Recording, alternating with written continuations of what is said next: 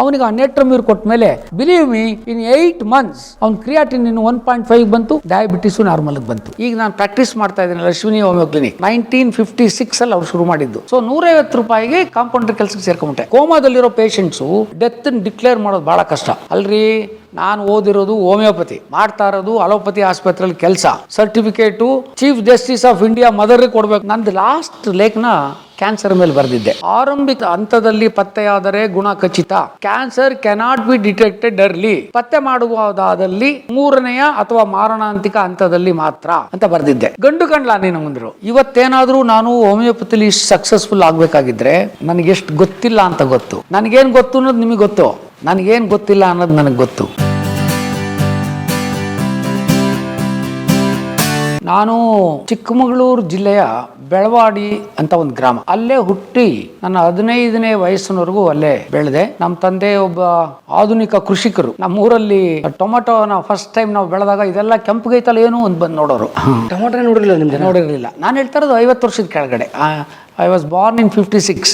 So ನನಗೆ 60ನೇ ಇಸ್ವಿಯಿಂದ ಎಲ್ಲ ಜ್ಞಾಪಕ ಇದೆ ಏನೇನು ನಡೀತು ಅಂತ. ನಮ್ಮೂರಿಗೆ ಫಸ್ಟ್ ಮೆಕ್ಕೆಜೋಳ ಹಾಕಿದ್ದು ನಮ್ಮಪ್ಪ, ಬೆಳೆದಿದ್ದು ಫಸ್ಟ್ ಟೈಮ್. ಅದು ಬಡವ್ರ ಫುಡ್ ಅನ್ನೋರು, ಅದೆಲ್ಲ ಹಸುಗಳಿಗೆ ಹಾಕೋದು ಅನ್ನೋರು. ಈಗ ಇಲ್ಲಿ ಕಾರ್ನ್ ಅಂತ ಈ ಊರಲ್ಲಿ ಅದೇನೇನು ಸಾಯ್ತಾರೆ, ಅಯ್ಯಪ್ಪ. ಅದನ್ನು ಬೆಳೆದಿದ್ದು ನಾವು ಫಸ್ಟು ಚಿಕ್ಕಮಗಳೂರು. ನಾನು ಹೇಳ್ತಾರೆ ನಮ್ಮ ಊರಿನಲ್ಲಿ ಬೆಳವಾಡಿಲಿ. ಈ ಅವರೊಬ್ಬರು ಪುರೋಗಾಮಿ ರೈತರೇ, ಏನೇ ಕೊಂಡ್ರು ಹೊಸದಾಗಿ ಮಾಡೋರು ಅವರು. ಸೊ ಟೊಮೊಟೊ ಬೆಳೆದವರು ಅವರು. ಹೈಬ್ರಿಡ್ ಬದನೆಕಾಯಿ ಇಷ್ಟಿಡದಪ್ಪ ಬೆಳೀತಾ ಇತ್ತು, ಅದನ್ನು ಬೆಳೆದ್ವಿ. ಕಬ್ಬು ಬೆಳೆದ್ವಿ, ಕಬ್ಬಿತ್ತು ಅಲ್ಲೆಲ್ಲ ಅವರು ಬೆಳೆಯೋರು. ಹಂಗೆ ಅವರು ನಮ್ಮೂರಿಗೆ ಫಸ್ಟ್ ಟೈಮು ಆಲ್ಸಿಷಿಯನ್ ನಾಯಿ ತಂದವ್ರು ನಮ್ಮಪ್ಪ. ಆ ಕಾಲಕ್ಕೆ 1960 ಅರ್ಲಿ 60s ಆ ಕಾಲಕ್ಕೆ 60-62. ಆಮೇಲೆ ಜರ್ಸಿ ಹಸು ದೊಡ್ಡ ಎಲ್ಲ ನಾವು ಹಳ್ಳಿ ಹಸುಗಳು ಇರ್ತಾ ಇದ್ದು. ನಮ್ಮೂರಿಗೆ ಹಾಲ್ಸ್ಟೀನ್ ಅಂತ ಒಂದು HF ತಂದವರು ಅವರು. 5 ಲೀಟ್ರ್ 8 ಲೀಟ್ರ್ ಹಾಲು ಕೊಡುತ್ತಂತೆ ಅಂತ ಊರವರೆಲ್ಲ ಬಂದು ನೋಡೋರು. ಸೊ ಅವರೊಬ್ಬರು ಪುರೋಗಾಮಿ ಪ್ರಗತಿಪರ ರೈತರು, ಪ್ರಗತಿಪರರು.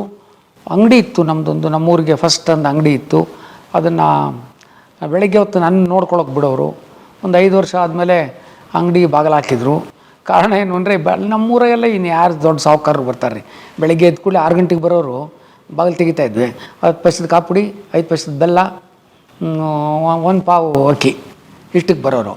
ಅದರಲ್ಲಿ ಅರ್ಧ ಜನ ಹಣ ಇಲ್ಲ ಅನ್ನೋರು. ಹೋಗು ಎಲ್ಲ ಫ್ರೀ ಕೊಟ್ಟು ಅಂಗಡಿ ಶೆಡ್ಗೆ ಹೋಯ್ತು ಕೊನೆಗೆ. ಈ ಶೆಡ್ಡಲ್ಲಪ್ಪ, ಆಮೇಲೆ ಯಾವುದೋ ಶೆಡ್ ಅಂದ್ಕೊಂಬಿಟ್ಟಿರಾ, ನಮ್ಮದು ನಿಮ್ಮ ಶೆಡ್. ಅಂಗಡಿ ನಮ್ಮಪ್ಪ 5 ವರ್ಷಕ್ಕೆ ಬಾಗಿಲು ಹಾಕಂಗಾಯ್ತು. ಅದು ನಮ್ಮ ಅಪ್ಪಂಗೆ ಆಮೇಲೆ ಗೊತ್ತಾಯಿತು, ಇವನ್ನೆಲ್ಲರಿಗೂ ಫ್ರೀ ಕೊಡೋಣಂತೆ. ಕೆಲವರೆಲ್ಲ ಲೆಕ್ಕ ಇಡ್ತಾಯಿದ್ರು, ತಿಂಗಳಿಗೆ ಮೇಸ್ಟ್ರುಗಳು, ಕೆಲವರೆಲ್ಲ ಕ್ಲರ್ಕ್ಗಳು ಲೆಕ್ಕ ಇಡೋರು.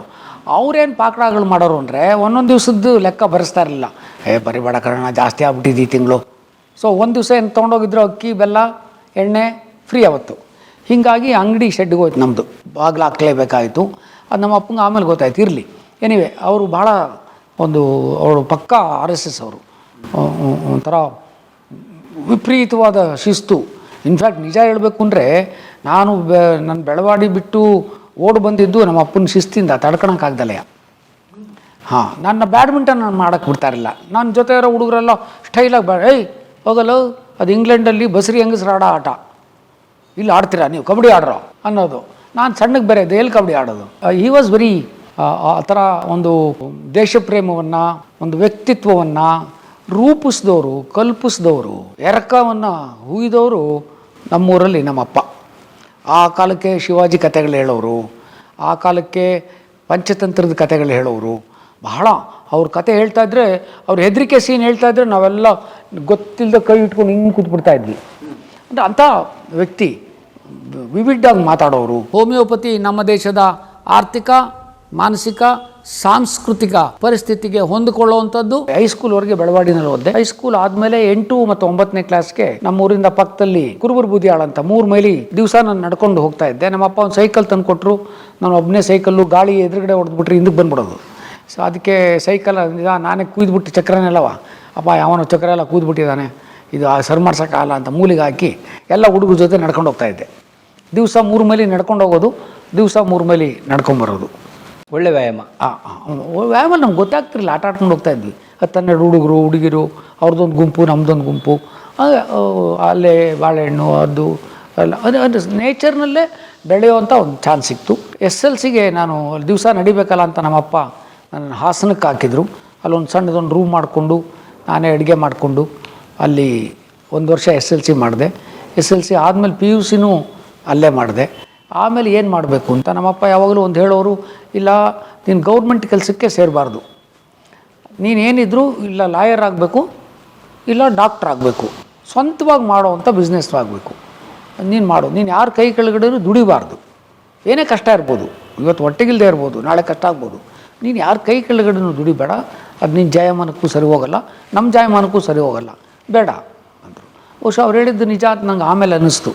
ಕೆಲಸಕ್ಕೆ ಸೇರಬೇಕು ಅಂತ ಭಾಳ ಕಷ್ಟಪಟ್ವಿ ಆ್ಯಕ್ಚುಲಾಗಿ. ನೆಕ್ಸ್ಟ್ ಏನು ಮಾಡಬೇಕು ಅಂತ. ಸೊ ನಮ್ಮ ದೊಡ್ಡಪ್ಪನ ಮಗ ಇಲ್ಲಿ ಹೋಮಿಯೋಪತಿ ಕಾಲೇಜು, ಅದೊಂಥರ ಡಂಜನ್ ಕಾಲೇಜು, ಅಲ್ಲಿ ಒಂದು ಡಾಕ್ಟ್ರು ಅಂತ 4 ವರ್ಷ ಓದಿದ್ರೆ ಡಾಕ್ಟ್ರ್ ಆಗ್ಬೋದಾಗಿತ್ತು, ಅದೊಂದು ಚಾನ್ಸ್ ಇತ್ತು. ಸೊ ನಾನು ಡಾಕ್ಟ್ರ್ ಆಗಬೇಕಾಗಿತ್ತು. MBBSಗೆ ರಿಕ್ವೈರ್ಡ್ ಅಮೌಂಟ್ ಆಫ್ ಮೆರಿಟು ಇರಲಿಲ್ಲ ಮತ್ತು ದುಡ್ಡು ಇರಲಿಲ್ಲ ಸೇರಿಸೋಕ್ಕೆ. ಅವಾಗಲೂ ಕಾಸ್ಟ್ಲಿ ಇತ್ತು MBBS. ಹೌದೌದು, MBBS ಯಾವಾಗಲೂ ಕಾಸ್ಟ್ಲಿನೇ ರೀ. ಪ್ರೈವೇಟ್ ಕಾಲೇಜುಗಳಲ್ಲಂತೂ ಆ ಕಾಲದಲ್ಲಿ ಓದೋಕ್ಕೆ ಆಗ್ತಿರಲಿಲ್ಲ, ಬರೀ ಸಾವುಕಾರ ಮನೆ ಮಕ್ಕಳು ಮಾತ್ರ ಓದೋಕ್ಕಾಗೋದು. ಮೆರಿಟ್ ನನಗಿರಲಿಲ್ಲ, ನಾನು ಹೇಳ್ದಂಗೆ ಸೈನ್ಸಲ್ಲಿ ನನಗೆ ಅದು PUCಲಿ ಇರಲಿಲ್ಲ ನನಗೆ, ಅದಂತೂ ಸತ್ಯ, ಮಾತೇ ಇಲ್ಲ. ಸೊ ಇದೇ ಭಾಳ ಸುಲಭವಾಗಿ ಸಿಕ್ತು, ಸೇರ್ಕೊಂಬಿಟ್ಟೆ. ಇಲ್ಲಿ ಯಾರೂ ಗೊತ್ತಿರಲಿಲ್ಲ ಆವಾಗ. 1975 ಎಮರ್ಜೆನ್ಸಿ. ಆವಾಗ ಎಮರ್ಜೆನ್ಸಿನಲ್ಲಿ ಬಸ್ ಸ್ಟ್ಯಾಂಡ್ ಇರುತ್ತೆ. ನಮ್ಮ ಚಿಕ್ಕಪ್ಪ ಇಲ್ಲಿ ಕೇಶವ ಗ್ರೂಪ್ದಲ್ಲಿದ್ದರು, ಸ್ನಾನದ ಗಣೇಶ್ ಅಂತ. ಅಲ್ಲಿಗೆ ಹೋಗಿ ಅವ್ರ ಹತ್ರ ಕೇಳಿ ಮುಂದುವರಿಯೋದು ಅಂದ್ಕೊಂಡೆ.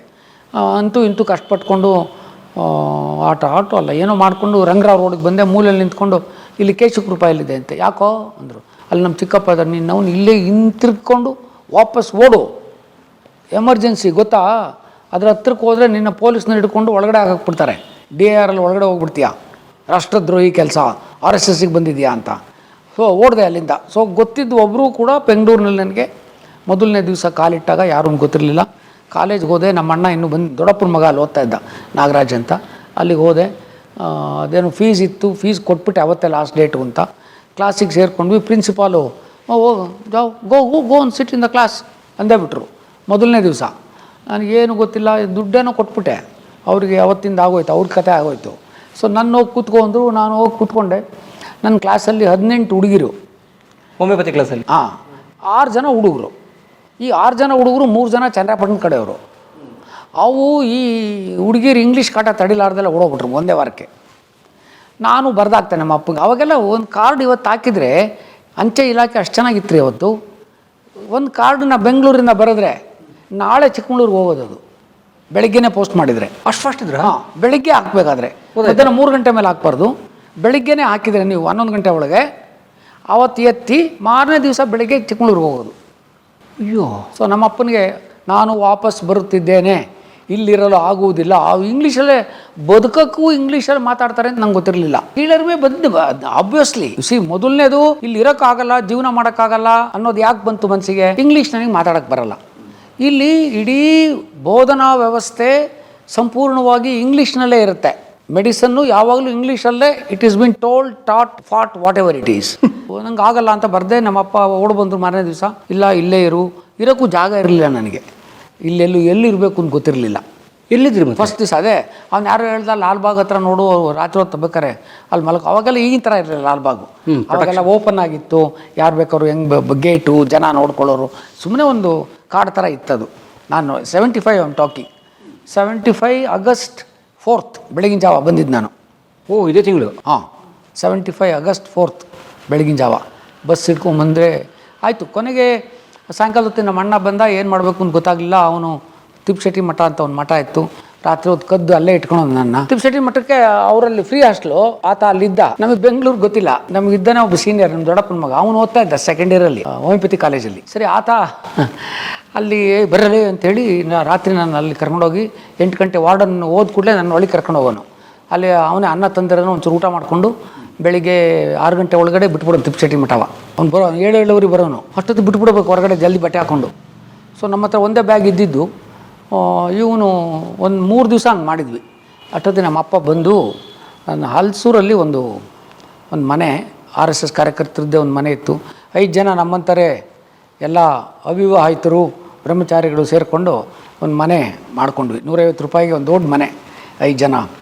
ಅಲ್ಲೇ ಅಡುಗೆ ಮಾಡಿಕೊಂಡು ಅಲ್ಲಿ ಬೆಳೆದೆ. ಅದಾದಮೇಲೆ ನನ್ನ ಅಣ್ಣ ಅಂತಲೇ ಕರಿತೀನಿ, ಶಿವಶಂಕರ್ ಅಂತ ಇನ್ಸ್ಪೆಕ್ಟ್ರು, ಅವ್ರ ಜೊತೆ ಅವ್ರ ಮನೆಯಲ್ಲಿ ವಸಂತ ನಗರ ಪೊಲೀಸ್ ಕ್ವಾರ್ಟರ್ಸಲ್ಲಿದ್ದೆ ಕೆಳಗಡೆ. ಆವಾಗ ಆ ಇಡೀ 64 ಜನ ಈ ಬೆಂಗಳೂರಿನ ಎಲ್ಲ ಇನ್ಸ್ಪೆಕ್ಟರ್ಸ್, ಸಬ್ ಇನ್ಸ್ಪೆಕ್ಟರ್ಸ್, ACPಗಳೆಲ್ಲ ಅಲ್ಲಿದ್ದರು. ನಾನೊಬ್ಬನೇ ಡಾಕ್ಟ್ರು, ನಾನೊಬ್ಬನೇ ಬಿಳಿ ಕೋಟ್ ಹಾಕ್ಕೊಂಡು ಹಿಂಗೆ ಹೋಗ್ತಾ ಇದ್ದಿದ್ದು. ಅದು ಹೋಮಿಯೋಪತಿ ಅಂತ ಹೇಳ್ತಿರ್ಲಿಲ್ಲ, ಬಿಳಿ ಕೋಟ್ ಹಾಕ್ಕೊಂಡು ಹೆಗ್ಲ ಮೇಲೆ ಹಾಕ್ಕೊಂಡು ಟೆಥಸ್ಕೋಪ್ ಈ ಕಡೆ ಹಿಡ್ಕೊಂಡು ಹೋಗೋದು, ಇವನು ಯಾರೋ ಡಾಕ್ಟ್ರು ಅಂತ.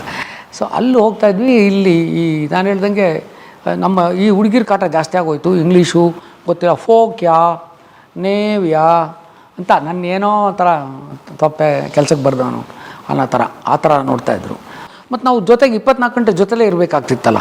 ಅಲ್ಲಿ ಬ್ರೇಕ್ ಕೊಟ್ಟಾಗ ಮಾಡಿದಾಗ ಆ ಡಿಸೆಕ್ಷನ್ಸು ಹೆಣ ಕುಯ್ಬೇಕಾರೆ ಅವೆಲ್ಲ ಎದುರ್ಕೊಂಡು ನಾವು. ಆ ಕಾಲಕ್ಕೆ ನನ್ನನ್ನು ಲೀಡ್ರ್ ಮಾಡಿಬಿಟ್ರು ಒಂದು ಗ್ರೂಪ್ಗೆ. 3 ತಿಂಗಳಿಗೆ ಕಲ್ತ್ಕೊಂಡೆ ಇಂಗ್ಲೀಷು ಪುಸ್ತಕ ಹಿಂದಿನ ದಿವಸನೇ ಓದೋದು, ಅಡ್ಜಸ್ಟ್ ಮಾಡಿಕೊಂಡು ಏನೋ ಮುರ್ಕ ಇಂಗ್ಲೀಷು ಡೂ ನೋ ಎಸ್ ಏನೋ ಮಾಡ್ತಾಯಿದ್ದೆ. ಅವರು ಹುಡುಗಿರು ಮಜಾ ತಗೊಂಡ್ರು. ಒಂದು 3-4 ತಿಂಗಳು. ಮೈಂಡ್ ಯು 1.5 ವರ್ಷಕ್ಕೆ ನಾನು ಆ ಕಾಲೇಜಿನ ಯೂನಿಯನ್ ಸೆಕ್ರೆಟರಿ ಆಗಿಬಿಟ್ಟೆ. 1.5 ವರ್ಷಕ್ಕೆ. ಅಲ್ಲಿ ಏನು ಗೊತ್ತಾಯಿತು ಅಂತ, ಇವ್ರಿಗೆಲ್ಲರಿಗೂ ಇಂಗ್ಲೀಷ್ ಇದೆ ನಾಲೆಡ್ಜು, ಬುದ್ಧಿ ಕಡಿಮೆ ಅನ್ನೋದು ಗೊತ್ತಾಯಿತು.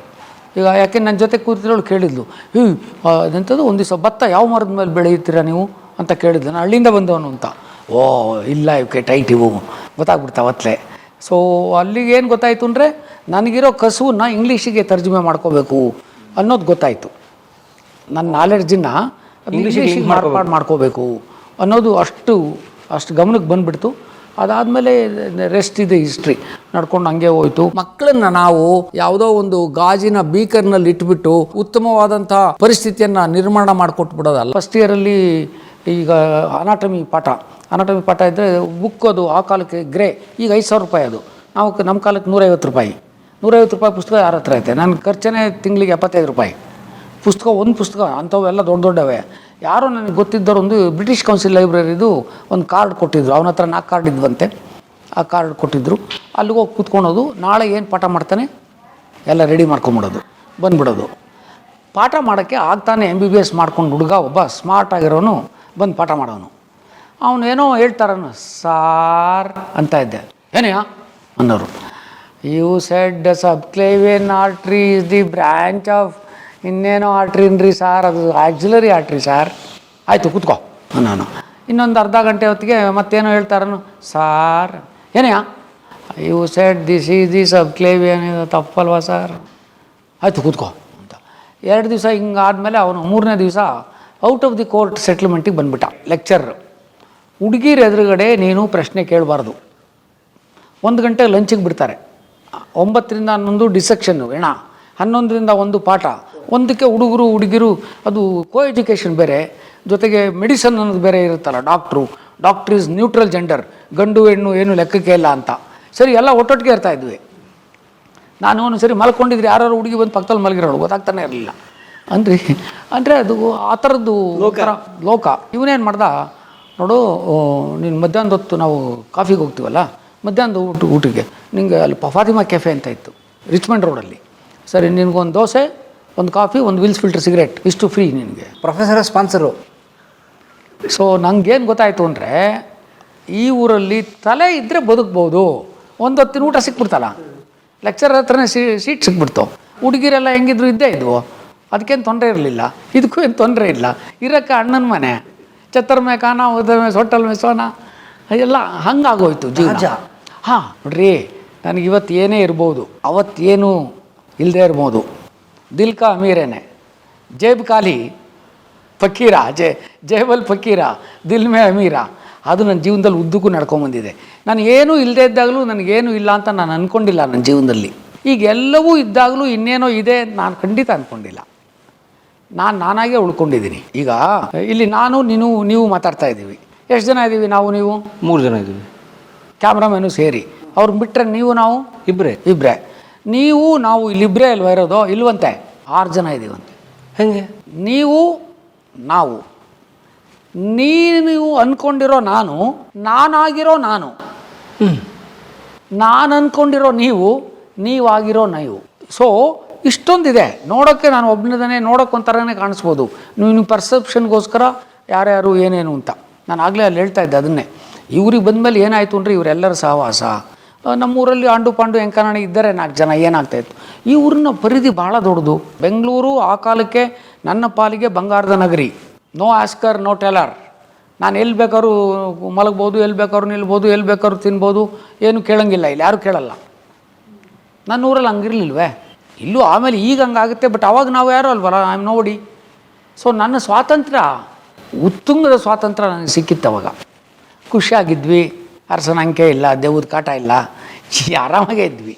ಕ್ಲಾಸ್ಗೆ ಹೋಗಬೇಕು, ಪಾಸ್ ಆಗಬೇಕು, ಅಷ್ಟು ಮಾಡಿಕೊಂಡ್ರೆ ಹಂಗೂ ಹಿಂಗೂ ಮಾಡಿ ಮುಗಿಸ್ದೆ. ಅಷ್ಟೊತ್ತಿಗೆ ಏನಾಗಿತ್ತು, ಈಗ ನಾನು ಪ್ರಾಕ್ಟೀಸ್ ಮಾಡ್ತಾಯಿದ್ದೀನಲ್ಲ ಅಶ್ವಿನಿ ಹೋಮಿಯೋ ಕ್ಲಿನಿಕ್, ಅಲ್ಲಿ ನನ್ನ ಬಾಸು ಡಾಕ್ಟರ್ ಕೃಷ್ಣಮೂರ್ತಿ ಅಂತ ಪ್ರಾಕ್ಟೀಸ್ ಮಾಡ್ತಾಯಿದ್ರು ಅದೇ ಜಾಗದಲ್ಲಿ.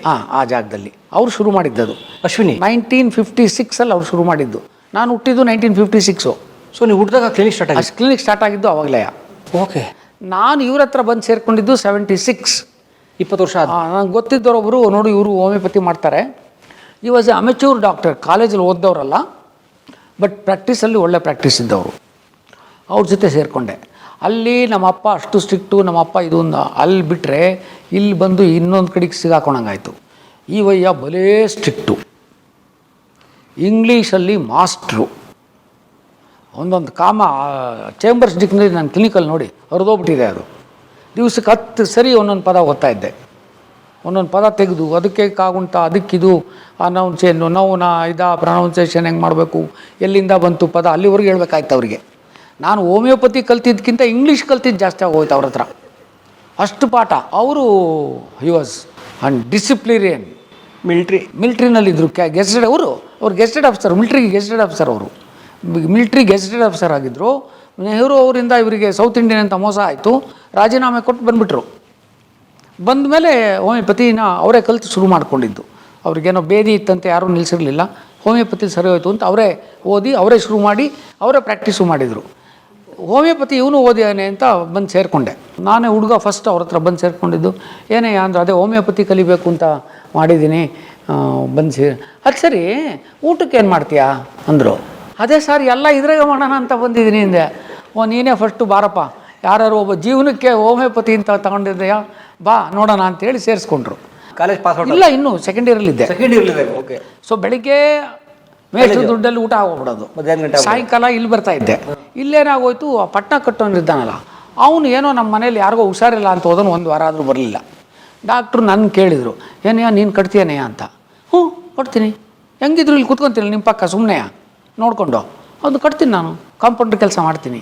ಸೊ 150 ರೂಪಾಯಿಗೆ ಕಾಂಪೌಂಡ್ರ್ ಕೆಲಸಕ್ಕೆ ಸೇರ್ಕೊಂಬಿಟ್ಟೆ. ಸಾಯಂಕಾಲ 150 ರೂಪಾಯಿಗೆ ಪುಕ್ಸಟ್ಟೆ ಲೆಕ್ಚರ್ದು ಊಟ, ಇಲ್ಲಿ ಇರೋಕ್ಕೆ ಇನ್ನೊಬ್ಬರು ಮನೆ, ನನಗೇನು ತೊಂದರೆ, ಅಲ್ಲಿ ಹೋಗೋ ಬರೋಕ್ಕೆಲ್ಲ ಆಗೋಯ್ತು. ಮತ್ತು ಇವರು ಸ್ಟ್ರಿಕ್ಟ್ ಬೇರೆ, ನಾನು ಹಂಗೆ ಹಿಂಗೆ ಅಲ್ಲಾಡೋಕ್ಕೆ ಬಿಡಲಿಲ್ಲ. ಫಸ್ಟ್ ದಿವಸ ನಾನು ಈ ಕಡೆಯಿಂದ ಆ ಕಡೆಯಿಂದ 2 ಸತಿ ಓಡಾಡಿದೆ. ಬೈಲಿ ಕರೆದ್ರು, 5 ರೂಪಾಯಿ ಕೈ ಕೊಟ್ಟರು. ಯಾತಕ್ಕೆ ಸರ್ ಅಂದೆ. ಆ ಮೂಲೆಯಲ್ಲಿ ಹೋಗಿ ಆ ಚಪ್ಪಲಿ ಅವನ ಹತ್ರ ಹೋಗಿ ಕೆಳಗಡೆ ಟೈರ್ ಓಡಿಸ್ಕೊಂಬ, ಅದೇನು ಕರ್ ಕರ್ ಕರ್ ಕರ್ ಅಂತ ಓಡಾಡ್ತೀಯಾ. ಡಾಕ್ಟ್ರಿಗೆ ಮಿನಿಮಮ್ ಡೀಸೆನ್ಸಿ ಇರಬೇಕು, ಸೌಂಡ್ ಬರಬಾರ್ದು ಅಂತ. ಸೌಂಡ್ ಬರಬಾರ್ದು. ಬಟ್ಟೆ ಹಳೇದಾಗಿರ್ಬೋದು, ರಾತ್ರಿ ಒಗೆದು ಇಸ್ತ್ರಿ ಮಾಡಿ ಹಾಕ್ಕೊಂಬರ್ಬೇಕು ಬೆಳಿಗ್ಗೆ. ನಮ್ಮ ಅಪ್ಪ ಹೇಳಿದ್ದು ಅದನ್ನೇ, ದರಿದ್ರತನ ಇರಬಾರ್ದು ಅಂತ, ಬಡತನ ಇರಲಿ, ದರಿದ್ರತನ ಇರಬಾರ್ದು ಅಂತ. ಅದನ್ನು ಕಲಿಸಿದ್ದು ಕೃಷ್ಣಮೂರ್ತಿಗಳು.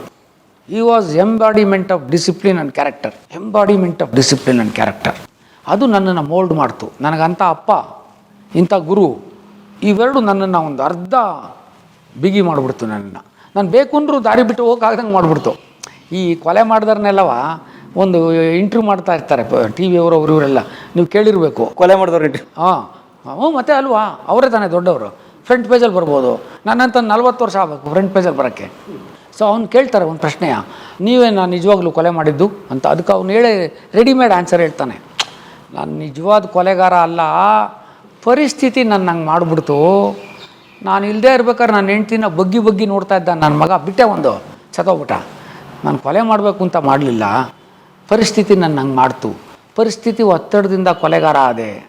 ನಾನು ಹಂಗೆಯ ಪರಿಸ್ಥಿತಿ ಒತ್ತಡದಿಂದ ಒಳ್ಳೆಯನಾದೆ. ಇಲ್ಲದೇ ಆಗ್ತಾ ಇರಲಿಲ್ವೇನೋ ನಾನು. ನನ್ನನ್ನು ಪ್ರತಿಯೊಂದು ಘಟ್ಟದಲ್ಲೂ ದೇವ್ರು ಅದೆಂಗೋ ಮಾಡಿ ನನ್ನನ್ನು ಈ ಮಟ್ಟಕ್ಕೆ ತಂದು ನಿಲ್ಲಿಸ್ದ. ಅವ್ರ ಜೊತೆ ಬೆಳೆದೆ. ಇಂಗ್ಲೀಷಲ್ಲಿ ತಕ್ಕ ಮಟ್ಟಿಗೆ ಬಂದುಬಿಟ್ಟೆ ಅಷ್ಟೊತ್ತಿಗಾಗಲೇ. ಕನ್ವರ್ಸ್ ಮಾಡೋದು, ಬರೆಯೋದು, ಮಾಡೋದು. ಮತ್ತು ಕಾಲೇಜಲ್ಲೂ ಟಿಂಗರ್ ಬಿಡೋಣ, ಯೂನಿಯನ್ ಸೆಕ್ರೆಟ್ರಿ ಆಗಿಬಿಟ್ಟೆ. ಆಳೂರು ಗುಳ್ದನೆ ಗೌಡ ಅಂತ ಇನ್ಯಾರು ಇರಲಿಲ್ವಲ್ಲ, ನಾನು ಸ್ವಲ್ಪ ಇತ್ತು. ನನಗೂ ಒಂದು ಸ್ವಲ್ಪ RSSದೆಲ್ಲ ಇತ್ತು ಬ್ಯಾಕ್ಗ್ರೌಂಡು. ಭಾಷಣ ಮಾಡೋದು, ಹುಡುಗರನ್ನ ಸೇರಿಸೋದು, ಸಂಘಟನೆ ಮಾಡೋವಂಥ ಒಂದು ದೊಡ್ಡದು ಬಂದಿತ್ತು. ಆಗಲೇ ಆ ಕಾಲಕ್ಕೆ ಫಂಕ್ಷನ್ ಮಾಡ್ತಾಯಿದ್ವಿ ಹಲಸೂರಲ್ಲಿ ನಾವು. ನನ್ನ ಕ್ಲಾಸ್ಮೇಟ್ಗಳು ಹುಡುಗಿರಲೆಲ್ಲ ಚೆನ್ನಾಗಿ ಆಡೋರ್ನೆಲ್ಲ ಅಲ್ಲಿ ಕರ್ಕೊಂಡು ಹೋಗ್ತಾ ಇದ್ದೆ. ನಾನೊಂಥರ ಅಘೋಷಿತ ನಾಯಕ ಆಗಿಬಿಟ್ಟೆ. ರುದ್ರೇಶ್ಗೆ ಹೇಳಬೇಕು, ಏನೇ ಆದರೂ ಅವ್ನಿಗೆ ಹೇಳಬೇಕು ಅನ್ನೋಷ್ಟು ಮಟ್ಟಿಗೆ ಕಾಲೇಜಲ್ಲಿ ನನ್ನನ್ನು ತಂದು ನಿಲ್ಲಿಸ್ತು. ಪಾಸ್ ಮಾಡಿದೆ 81ರಲ್ಲಿ. ಇಲ್ಲಿ ಕಾಲೇಜ್ಗಳು ಚೆನ್ನಾಗಿರಲಿಲ್ಲ. ಮುಂಬೈನಲ್ಲಿ ಹೋಮಿಯೋಪತಿ ಡಾಕ್ಟ್ರುಗಳಿಗೆ ಹೌಸ್ಮನ್ ಆಗಿ ತೊಗೊಳ್ತಾಯಿದ್ರು, ನನಗೆ ಕ್ಲಿನಿಕಲ್ ಎಕ್ಸ್ಪೀರಿಯೆನ್ಸ್ ಬರಲಿ ಅಂತ. ಸೊ ಯಾರೋ ಹೇಳಿದರು, ಅಲ್ಲಿ ನನಗೆ ಭಾಳ ಬೇಕಾದ ರಂಗವಿಠಲ್ ಅಂತ ನನ್ನ ಕ್ಲಾಸ್ಮೇಟು, ಅವ್ರ ಅಣ್ಣ ಅಲ್ಲಿದ್ದರು, ಹೋಟ್ಲ್ ಸೆಂಟರಲ್ಲಿ ಏರ್ ಇಂಡಿಯಾದಲ್ಲಿ ಕೆಲಸ ಮಾಡ್ತಾಯಿದ್ರು. ಅವನೊಬ್ಬನೇ ಇರ್ತಾಯಿದ್ರು. ಅವ್ರ ಅಮ್ಮ ಹೇಳಿದ್ರು, ನೀನು ಹೋಗೋದಾರು ಹೋಗೋ, ಅವನೊಬ್ಬನೇ ಇದ್ದಾನೆ, ನೀನು ಅವನ ಜೊತೆ ಇದ್ಕೊಂಡು ಏನಿಲ್ಲ, ಅವನ ಜೊತೆ ಇದ್ಕೊಂಡು ಓಡಾಡಿಕೊಂಡು ಒಂಚೂರು ಅನ್ನ ಮಾಡ್ಕೊಂಡು ಇಬ್ಬರು ಊಟ ಮಾಡ್ಕೊಳ್ಳಿ ಅಂತ. ಇಲ್ಲಿ ಟಿಪಿಕಲ್ ಸೌತ್ ಇಂಡಿಯನ್ನು. ಸೊ ಅಲ್ಲಿ ಇರಿ ಅಂತ ಹೇಳಿದರು. ನಾನು ಆಯಿತು, ನನಗೂ ಬೇಕಾಗಿತ್ತು. ಯಾಕಂದರೆ ಇಲ್ಲೇನು ಇಲ್ಲಿ ಓದಿಸಿದ್ದು ಕಲ್ತ್ಕೊಂಡಿದ್ರೆ ನಾನು ಅಷ್ಟೇ ವಾರ್ಡ್ ಬಾಯ್ ಆಗಬೇಕಾಗಿತ್ತು, ಡಾಕ್ಟ್ರೇನು ಆಗ್ತಾ ಇರಲಿಲ್ಲ. ಹಾಗಿತ್ತು ಪರಿಸ್ಥಿತಿ ಅವತ್ತಿಂದು. ಅವಾಗ ಈ ಕರ್ನಾಟಕದಲ್ಲಿ ಹೋಮಿಯೋಪತಿ ಆಗ್ತಾನೆ ಬರ್ತಾಯಿತ್ತು.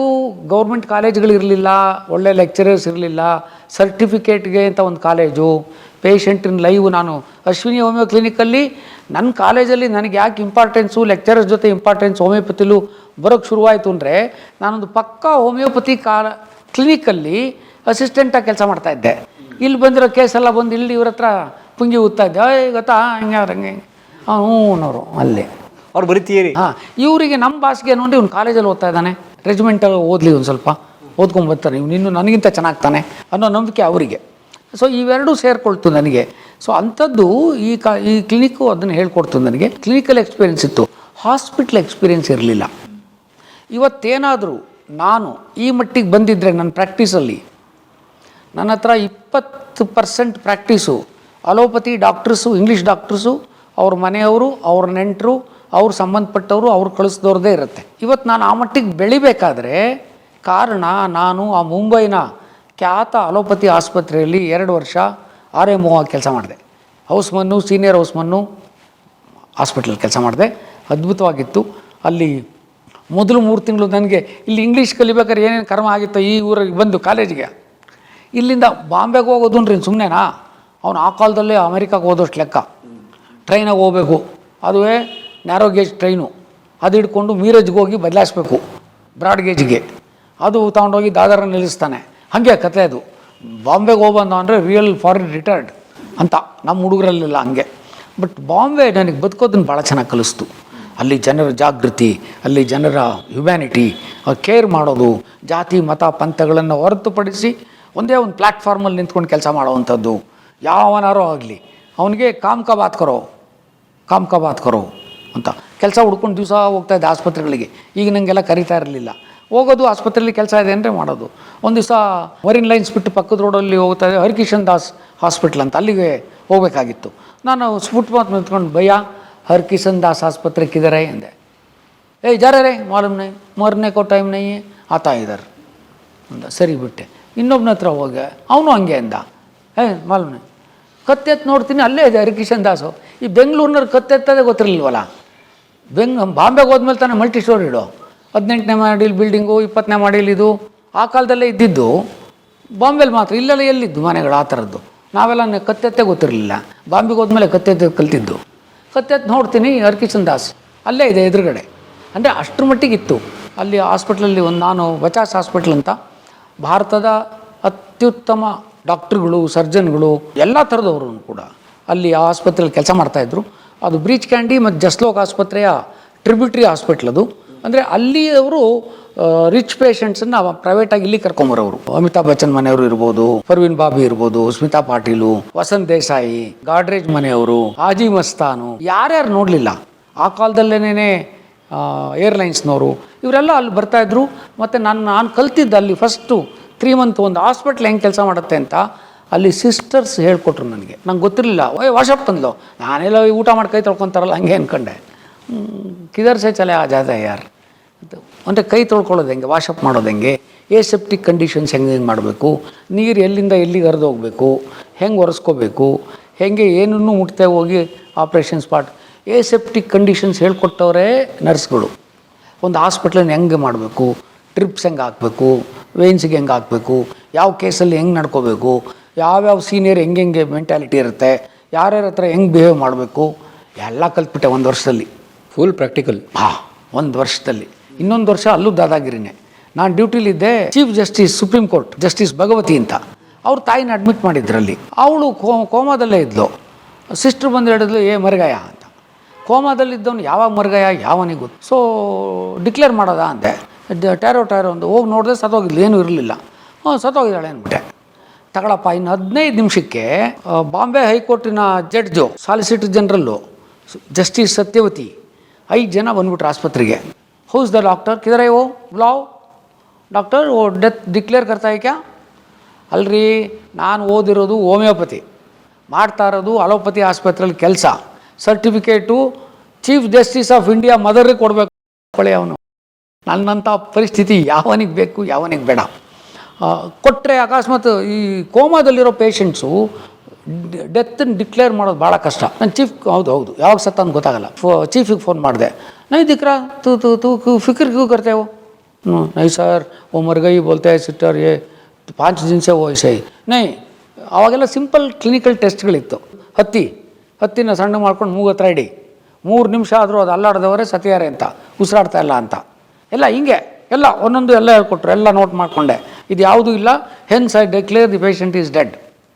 ಸರ್ಟಿಫಿಕೇಟ್ ಕೊಡೋ ವಿಷಯಕ್ಕೆ ಬಂದಾಗ ಚೀಫ್ ಹೇಳಿಬಿಟ್ಟ, ಬೇಡ ಅದು ಚೀಫ್ ಜಸ್ಟಿಸ್ ತಾಯಿ ಸತ್ತಿರೋದು, ಏನೇ ಮೆಡಿಕಲ್ ಲೀಗಲ್ ಕೇಸ್ ಆದರೂ ಕೂಡ ನೀನು ಒಳಗೆ ಹೋಗ್ಬಿಡ್ತೀಯ. ಆಮೇಲೆ ನೋ ಟ್ಯಾರೋ ದಿಕ್ರ ಸೂ ಕರೇಜ್ ಅಂದ ಪಾರ್ಸಿ. ಓಡ್ ಬಂದು ಅಲ್ಲಿ ಇಂಗ್ಲೀಷ್ ಕಲಿತೆ. ಇಂಗ್ಲೀಷಲ್ಲಿ ನಾನು ಒಬ್ಬನೇ ಸರಾಗವಾಗಿ ಮಾತಾಡ್ತಾ ಇದ್ದಿದ್ದು ಆ ಹಾಸ್ಪಿಟ್ಲಲ್ಲೂ ಕೂಡ. ಅಲ್ಲೆಲ್ಲ ಹಿಂದಿ ಮರಾಠಿ, ಮೇಜರ್ ಹಿಂದಿ ಮರಾಠಿ. ಡಾಕ್ಟ್ರುಗಳು ಇಂಗ್ಲೀಷ್ ಮಾತಾಡೋರು, ಮರಾಠಿಗಳೆಲ್ಲ ಇಂಗ್ಲೀಷ್ ಮಾತಾಡೋರು. ಮನೆ ವಾಟ್ ಯು ಸೇ, ಮನೆ ಏನು ಮನೆ ಅಂತಾರೆ ನನ್ನ ಮಕ್ಕಳು ಅಂತ. ಅಂದರೆ ಇಲ್ಲಿ ನಮಗೆ ಸೌತ್ ಇಂಡಿಯನ್ನು, ಮೈಸೂರಿನವರು, ಹಳೆ ಮೈಸೂರಿನವ್ರು ಇಂಗ್ಲೀಷು, ನನ್ನ ಬಾಸ್ ನನಗೆ ಎಲ್ಲ ಕಲಿಸಿದ್ರಲ್ಲ, ಅದು ಉತ್ಕೃಷ್ಟವಾದ ಇಂಗ್ಲೀಷ್ ರೀ, ಬ್ಯೂಟಿಫುಲ್ ಇಂಗ್ಲೀಷ್. ಅದು that can be done all over the world. I tell you. ಗ್ರೀಸ್ಗೆ ಹೋದಾಗಲೂ ನೋಡಿದೆ ನಾನು, ಮತ್ತು ಇಲ್ಲೂ ಬರ್ತಾರಲ್ಲ ನೋಡಿದೆ. ಆ ಇಂಗ್ಲೀಷು ನನ್ನ ಬಾಸಿಂದ ಕಲ್ತಿದ್ದದು. ಅದನ್ನು ಆಸ್ಪತ್ರೆಯಲ್ಲಿ ನನ್ನನ್ನು ಒಂದು ಮಟ್ಟಕ್ಕೆ ನೋಡೋರು. ಇಂಗ್ಲೀಷೇ ಗೊತ್ತಿಲ್ಲದೆ ವಾಟ್ ಅಂದರೆ ವಾಟ್ನೋ ಅಂತ ಇದ್ದವನು ಈ ಲೆವೆಲಿಗೆ ಬಂದುಬಿಡ್ತಾ. ಅಲ್ಲಿ ಆ ಹಾಸ್ಪಿಟ್ಲಲ್ಲಿ 2 ವರ್ಷ I did A wonderful job. ಚರ್ಮದ ಮೇಲೆ ಬರುವಂಥ ಕಾಯಿಲೆಗಳನ್ನ ಒಳಸರಿಯೋದು ಅಂತೀವಿ, ಅದನ್ನು ಮಾಡಬಾರ್ದು. ಅಲ್ಲಿಂದ ನಮ್ಮ ಅಪ್ಪ ವಾಪಸ್ ಬಾ ಅಂದರು. ಅಲ್ಲೇ ಇದ್ದರೆ ಏನಾಗ್ಬಿಡ್ತಾನೋ ಅಂತ. ಅಲ್ಲಿ ಎಲ್ಲ ನಾನು ಹೇಳ್ದಂಗೆ ಮಾಯಾಲೋಕ ನೋಡ್ತಾ ಇದ್ದೆ. ಒಂಥರ ಅಮೇಝಿಂಗ್ ಅದು. ಆಯಿತು, ಅದೆಲ್ಲವೂ ನನ್ನ ಜೀವನಕ್ಕೆ. ಇವತ್ತೇನಾದರೂ ನಾನು ಹೋಮಿಯೋಪತಿಲಿ ಸಕ್ಸಸ್ಫುಲ್ ಆಗಬೇಕಾಗಿದ್ದರೆ, ಇನ್ಫ್ಯಾಕ್ಟು ನನಗೆ 96ರಲ್ಲಿ ರಾಜ್ಯೋತ್ಸವ ಬಂತು. ಆಗ ಅಪರ್ಣನೂ ಯಾರೋ ಕೇಳಿದರು, ವಾಟ್ ಈಸ್ ಯುವರ್ ನಿಮ್ಮ ಸ್ಟ್ರಾಂಗ್ ಪಾಯಿಂಟ್ ಏನು ಡಾಕ್ಟ್ರೇ ಅಂತ. ನನಗೆ ಎಷ್ಟು ಗೊತ್ತಿಲ್ಲ ಅಂತ ಗೊತ್ತು ಮೇಡಮ್ ಅಂದೆ. ನನಗೆಷ್ಟು ಗೊತ್ತಿಲ್ಲ ಅಂತ ಗೊತ್ತು. ನನಗೇನು ಗೊತ್ತು ಅನ್ನೋದು ನಿಮಗೆ ಗೊತ್ತು, ನನಗೇನು ಗೊತ್ತಿಲ್ಲ ಅನ್ನೋದು ನನಗೆ ಗೊತ್ತು. ಸೊ ನನಗೆ ಗೊತ್ತಿಲ್ಲ ಅನ್ನೋದು ಗೊತ್ತು. ಅದಕ್ಕೋಸ್ಕರ ಹೋಮಿಯೋಪತಿದೇನು, ಅಲೋಪತಿದೇನು, ನನ್ನದ್ರಲ್ಲಿ ಏನೇನು ಮಾಡೋಕ್ಕಾಗುತ್ತೆ, ನನ್ನ ಕೇಸ್ ಯಾವುದಲ್ಲ, ಎಲ್ಲೂ ಫಾಲ್ಸ್ ಕ್ಲೈಮ್ ಮಾಡ್ತಾ ಇರಲಿಲ್ಲ. ನನ್ನ ಕೇಸ್ ಅಲ್ಲದೆ ಇರೋದನ್ನ ಅಲ್ಲ ಅಂತ ಹೇಳ್ತಾ ಇದ್ದೆ. ಹಾಗಾಗಿ ನನಗೆಲ್ಲ ಅಲೋಪತಿ ಡಾಕ್ಟರ್ಸು, ಅವ್ರ ಫ್ರೆಂಡ್ಸು, ಅವ್ರ ಅವ್ರನ್ನೆಲ್ಲ ಕಳ್ಸೋಕ್ಕೆ ಶುರು ಮಾಡಿದ್ದು. Because I was well versed with them. ನನಗೆಂದು ಇನ್ಫೀರಿಯಾರಿಟಿ ಕಾಂಪ್ಲೆಕ್ಸ್ ಬೆಳಿಲೇ ಇಲ್ಲ. ನಮ್ಮ ಬಾಕಿಯವರಂಗೆ ನಾವು ಎದುರುಗಡೆ ನಾವು ಸೆಕೆಂಡ್ ಗ್ರೇಡ್ ಅಂತ ನನಗೆಂದೂ ಅನ್ನಿಸ್ಲಿಲ್ಲ. Because I worked in that hospital. ಮತ್ತು ಅಲ್ಲಿಂದ ಬಂದೆ. ನನ್ನ ಪುಣ್ಯಕ್ಕೆ 86ಕ್ಕೆ ನನಗೆ ಈಗ ಗೌರ್ಮೆಂಟ್ ಕಾಲೇಜು, ನಾನು ಓದಿದ ಕಾಲೇಜಿನ ಮುಚ್ಚಿ ಅದನ್ನು ಮಾಡಿದರು. 86ರಲ್ಲಿ ಲೆಕ್ಚರರ್ ಆದೆ. 8 ವರ್ಷ ಅಲ್ಲಿ ಮೆಡಿಸನ್ ಪಾಠ ಮಾಡಿದೆ. ಅದು ನನ್ನನ್ನು ಇನ್ನೂ ಎತ್ತರಕ್ಕೆ ತೊಗೊಂಡೋಗ್ಬಿಡ್ತು. ಇವಳು ಅದೇ ಹೇಳಿದ್ಲು, ನನ್ನ ಹೆಂಡ್ತಿ 86ಕ್ಕೆ ಮದುವೆ ಆಯ್ತು.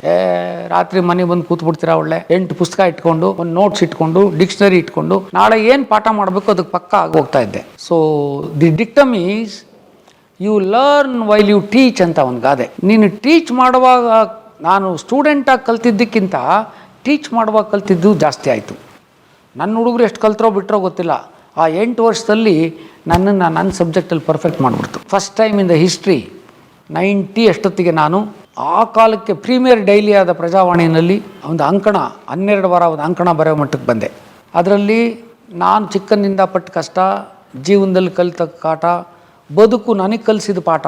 ನಾನು ಎಷ್ಟೇ ಕಲಿತ್ರೂ ಅದರಲ್ಲಿ ತಿಳಿಬೇಕಾದ್ದು ಭಾಳ ಇದೆ ಅಂತ ತಿಳ್ಕೊಂಡಿದ್ದು. ಹೋಮಿಯೋಪತಿಲಿ ಕೆಲಸ ಮಾಡಿದ್ದು ನನ್ನ ಬಾಸ್ ಹತ್ರ, ಅವ್ರು ಇಂಗ್ಲೀಷ್ ಹೇಳ್ಕೊಟ್ಟಿದ್ದು, ಬಾಂಬೆನಲ್ಲಿ ಕಲ್ತಿದ್ದು, ಅದೆಲ್ಲವೂ ಕೂಡ ಸಾರವತ್ತಾಗಿ ಘನೀಕೃತ ರೂಪವಾಗಿ ಖೋವಾ ಥರ ಪ್ರಜಾವಾಣಿಲಿ ಬರೆದೆ. ಆ ಕಾಲದಲ್ಲಿ ಪ್ರಜಾವಾಣಿಲಿ ಬರೆಯೋದು ಅಂದರೆ ನನಗೆ ನನ್ನ ಜೀವನದಲ್ಲಿ ಅಂದ್ಕೊಂಡಿರಲಿಲ್ಲ. 19ನಲ್ಲಿ ಅವಾಗೆಲ್ಲ ಲಂಕೇಶು, ಬರ್ಗೂರು, ಸುಮತೀಂದ್ರ ನಾಡಿಗು ಈ ಥರದವರೆಲ್ಲ ಬರೀತಾಯಿದ್ರು. ಅನಂತಮೂರ್ತಿ, ಗಿರೀಶ್ ಕಾರ್ನಾಡ್ ಇಂಥವ್ರು ಬರೀತಾಯಿದ್ರು. ಅಂಥ ಪೇಪರ್ಗೆ ಅಂಥ ಇಟ್ ವಾಸ್ ದಿ ಓನ್ಲಿ ಹೆಸರು ಮಾಡಿದ ಪೇಪರ್ ಅದನ್ನೇ. ಸೊ ಅವತ್ತಿಂದ ನಾನು ಹಿಂತಿರುಗಿ ನೋಡಲಿಲ್ಲ. ಅವತ್ತಿಂದ ಪೂರ್ಣಚಂದ್ರ ತೇಜಸ್ವಿ ನನ್ನ ಅತ್ಯಂತ ಒಲುಮೆಯ ಸ್ನೇಹಿತರಾದರು, ಪತ್ರಗಳನ್ನು ಬರಿತಾ ಇದ್ರು, ಮಾತಾಡ್ತಾ ಇದ್ರು. ತರಂಗ ಒಂದು ಬರೆದಿದ್ದೆ, ಅದನ್ನು ಓದಿ ತಕ್ಷಣ ಬರೆದ್ರು, ನಿಮ್ಗೆ ಯಾಕೋ ಇನ್ನೂ ಹೋಮಿಯೋಪತಿ ಬಗ್ಗೆ ನಿಮ್ಮ ಬಗ್ಗೆ ಕೀಳರಿಮೆ ಇನ್ನೂ ಬಿಟ್ಟಿಲ್ವಲ್ಲ, ನೀವು ಕಿತ್ತಾಕಿ ಈಚೆಗೆ ಬನ್ನಿ, ನೀವು ಯಾರಿಗೂ ಕಮ್ಮಿ ಇಲ್ಲ ಅನ್ನೋವಂಥದ್ದನ್ನು ತೇಜಸ್ವಿ ಹೇಳಿದರು ನನಗೆ. ನಿನ್ನಲ್ಲಿ ಭಾಳ ಕಸುವಿದೆ ಅನ್ನೋ ಮಾತನ್ನು. ಅದು ಯಾಕಾಗಿತ್ತು ಅಂದರೆ ಅವರ ಅಕ್ಕನಿಗೆ ಕ್ಯಾನ್ಸರ್ ಆಗಿತ್ತು.